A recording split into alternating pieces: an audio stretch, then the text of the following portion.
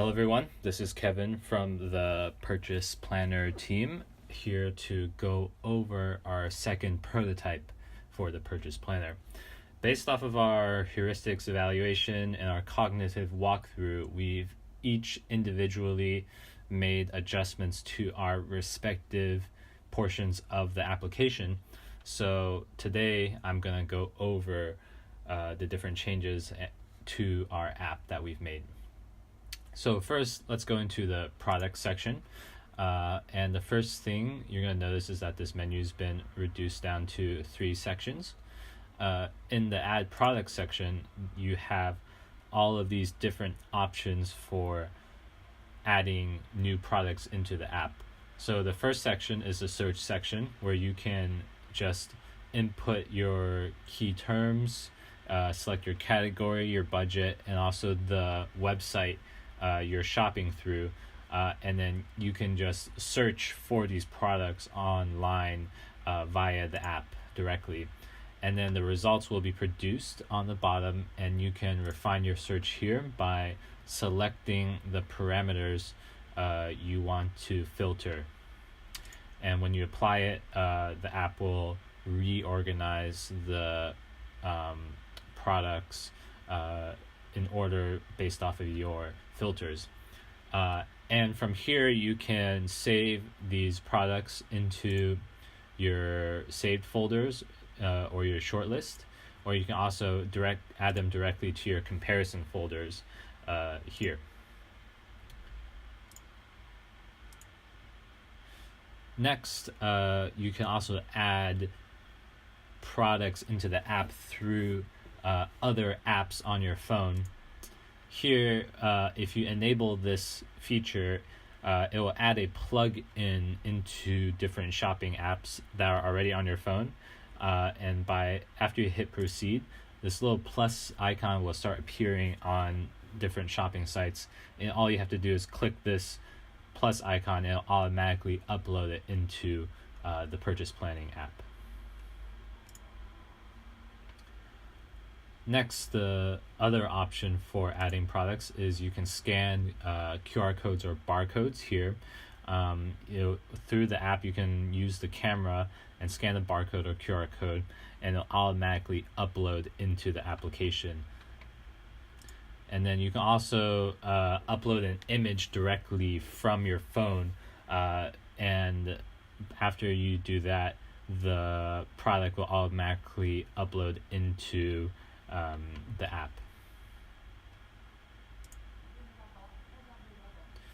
Next, you can also paste a link into this field here, and the app will automatically start loading the link of the product that you've selected.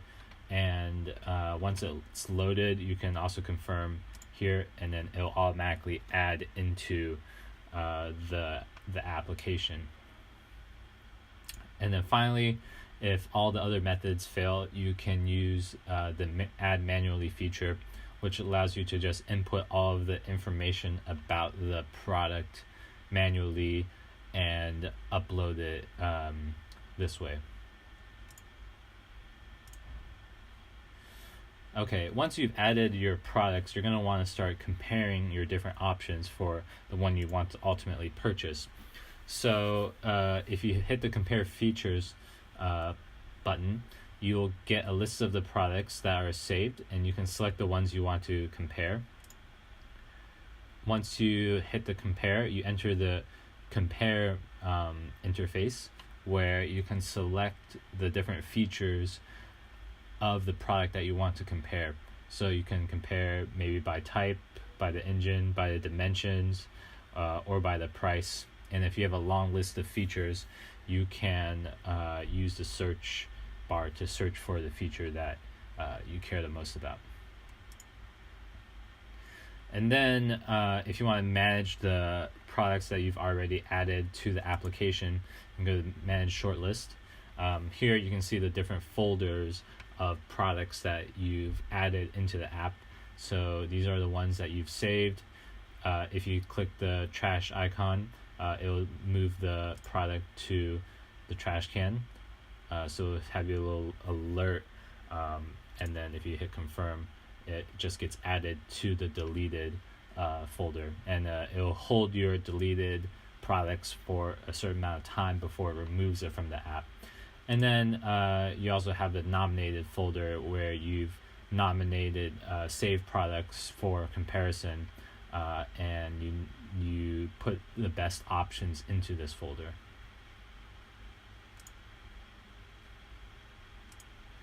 Okay. Next, we're going to talk about the collaboration features of the application. So if you go into collaboration, you have a few different options here. So first feature is the chat feature, which allows you to chat with other team members on a purchase you're trying to make. And here you can just message each other and input images or links and share information about a purchase. And then if we go back, we can also collaboratively compare certain products. So in here, you can see a list of products, and different team members can thumbs up or comment on individual product options. If you click the comment icon, you can it'll show all the comments that have been made, and you can also upload your own comment.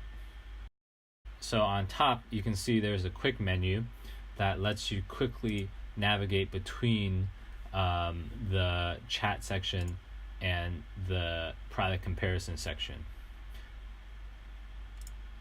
And also, if you want to switch channels for the different purchase groups you're trying to make, you can just click here, and you can see there are the different options for different purchases different people are trying to make. So you can join John's motorcycle purchase if you just click here, and then you guys it'll open up a whole new chat channel, and then you can also add new channels here. Okay, next, if you're going to work together with people, you're going to need to invite people. So in the invite menu, it's pretty much the same as the last prototype. You can just input people's emails or phone numbers. If you click this plus sign, it'll add them to the list here. And then you can write a custom message here. You can click whether you want this invitation to go to them via email or text message, and then ultimately it'll just send them a link, and once you hit send, the message will get sent to them, and you get this little alert, and you click OK. So that's inviting. Next, we're going to talk about how you can manage the settings of different members in your purchase group. So here you have kind of like a list of all the different members that are in your team. It shows them their status, and also gives you options for what they can see and what they can do. So one section is the visibility section, which allows them to see certain pieces of information. And another one is the administration section, which gives certain members administrative power to do certain things in the group, like invite members or remove members, and you can give different members different amounts of power. And then if you want to remove a member from your group, you can just click this remove icon. It'll give you a little warning if you want to remove someone, because once you remove them, you will have to re-invite them if you want them to come back.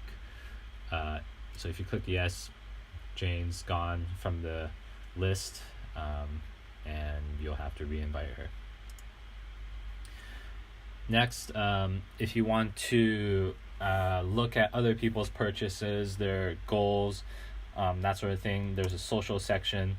If you click here, you'll go into your friends' goals or your friends' purchases. and then you can just go in and look at the different purchase comparisons they're making.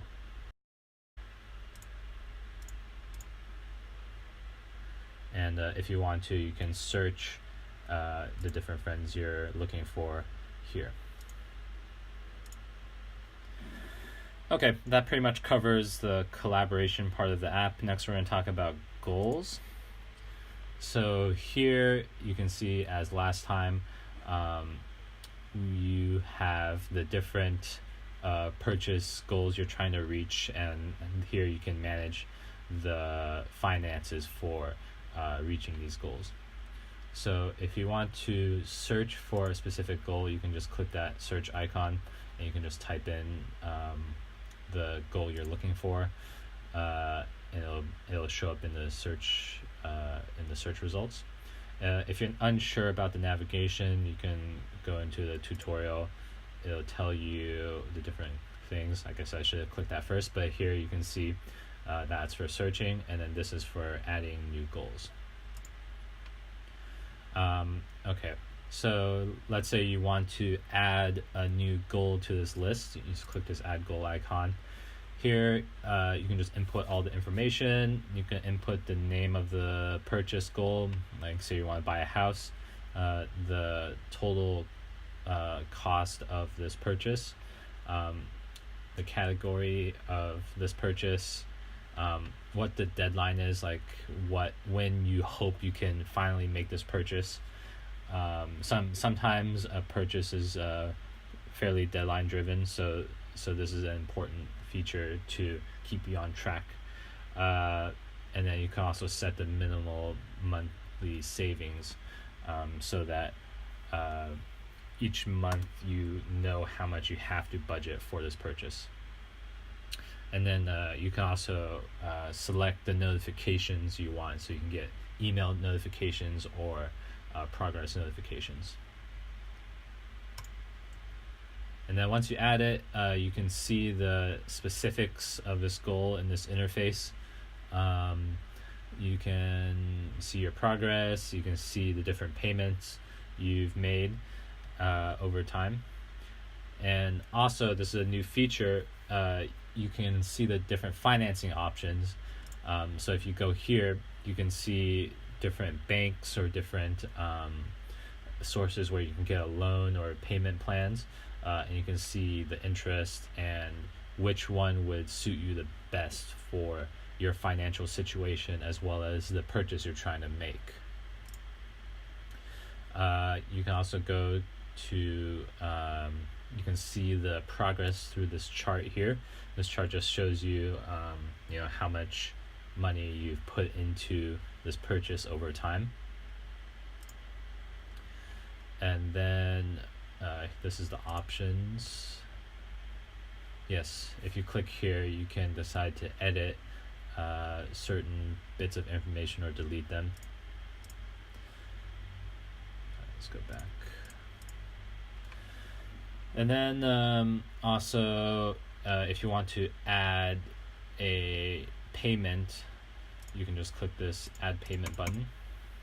You can pick the account you want the money to be transferred from. You can select which one, which purchase you're trying to transfer this money to, the amount you want to transfer, and you can set automatic payments, how many times or how frequent you want these payments to be made, and so on.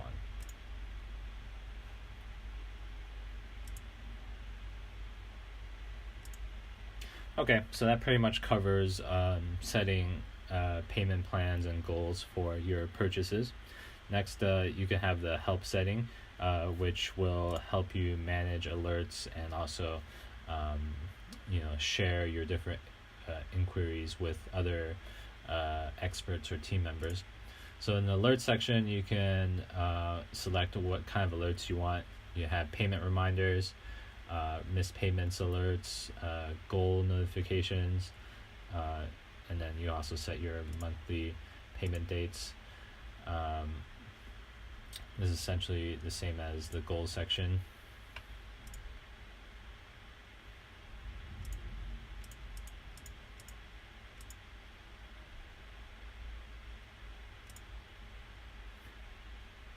this is what the missed payment alert looks like.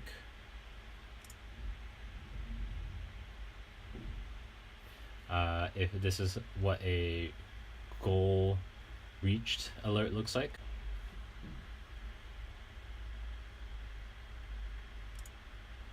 And if you want to get advice from other team members, you can set out these kind of like forum questions. You can just type in a category, a title, and also what your question is.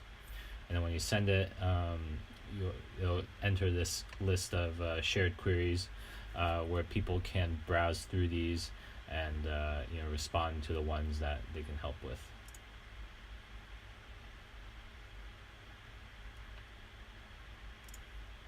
Yeah, that's good advice.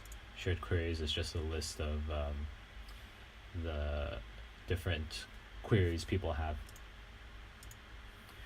Okay, so that pretty much covers our purchase planner prototype 2.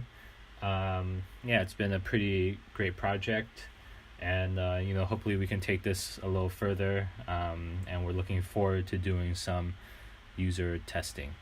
Okay, take care.